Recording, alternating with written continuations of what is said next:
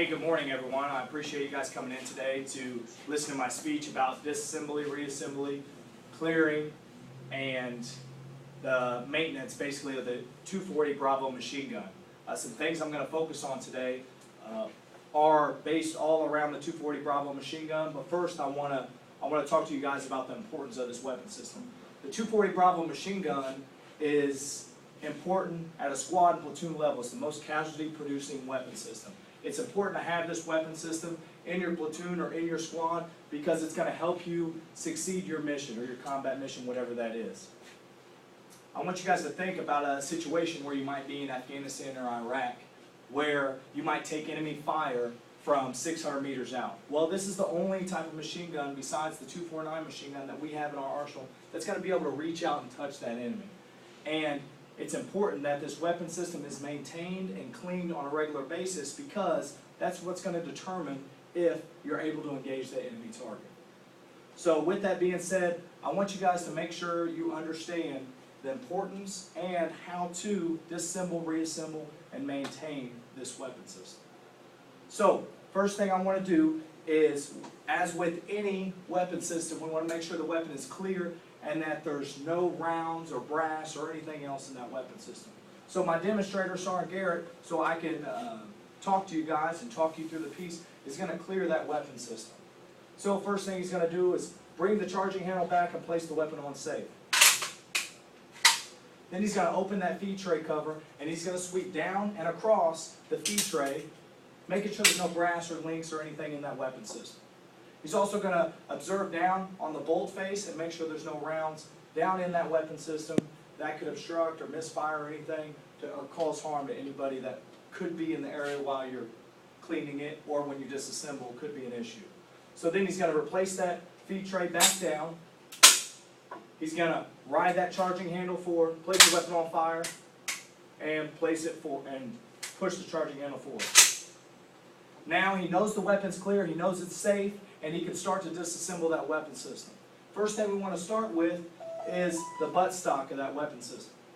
So he's going to take that buttstock off and remove the drive rod spring.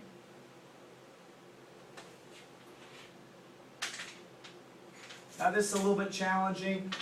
You are going to have to manhandle this weapon system in order to get it disassembled. It's a machine gun, so sometimes it can be challenging.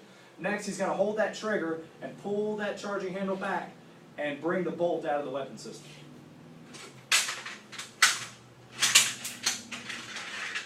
Now he's got the bolt out.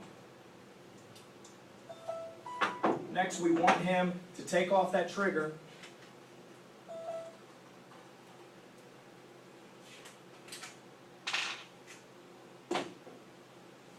and now he can remove the heat shield at the front of the weapon system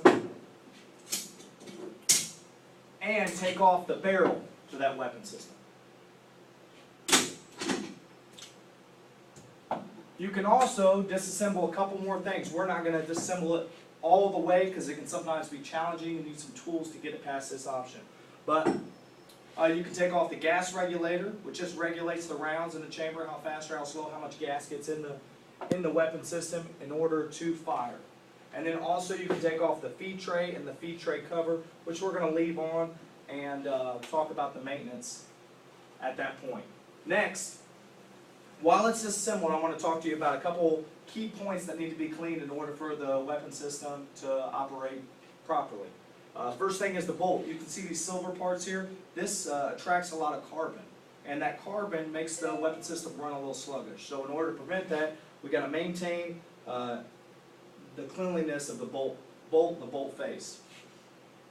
All these areas can be cleaned and wiped down. You can use soft bristles, or you can use different type of cleaning tools that come with cleaning kits and so on and so forth. We have access to those. You can use real fine grit. We use rock gravel or fine grit sandpaper in order to get heavy carbon off. The rest of the time we just use soft bristle brushes in order to get that carbon off. That's really the best way to clean it because it doesn't cause any malfunctions with the weapon system. If you have a drive rod assembly, you can just wipe that down, wipe the carbon off. Trigger assembly, wipe it down, clean the carbon off.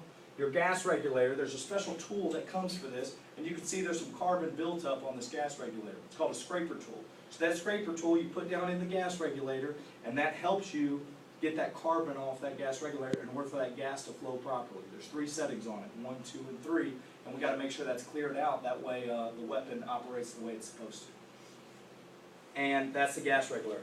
The barrel, we have swabs that we use, and those swabs are used in order to clean that carbon out of the barrel itself.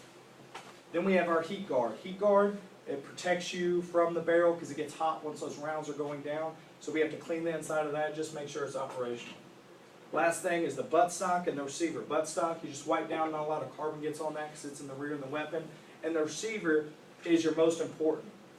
This has a lot of carbon that builds up along the bolts and the feeder paws, and those you just wipe down and make sure they get clean. Sometimes you got to scrape some of that carbon off.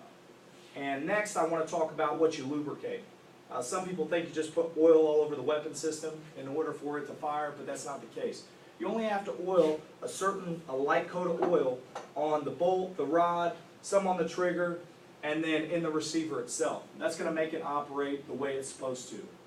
You don't need to put oil or lubricate inside the barrel, inside the gas regulator. Sometimes that helps.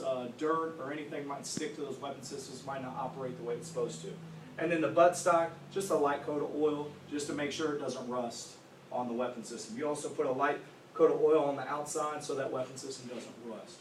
So that covers the disassemble, maintenance, and what you oil in the weapon system. And then also, we're going to assemble it and then inspect it to make sure it's operating properly, or to inspect the weapon system.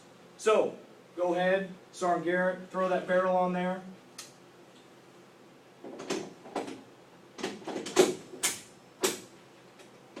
And then he's going to put the heat shield back on.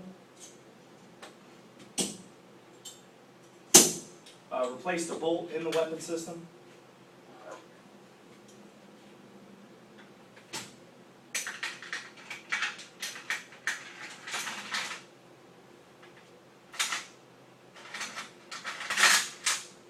His trigger he's going to replace back on, or reassemble.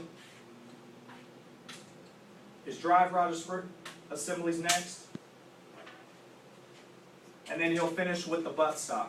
The last thing he's going to want to do is pull that charging handle back, place the weapon on safe, pull the trigger. That way we know the weapon's assembled correctly, we've inspected it, we've cleaned it, we've maintained it, and we've assembled it correctly to know that that weapon system's going to fire if we are in a combat scenario or training facility. So in conclusion, I would just want to reiterate what we've done.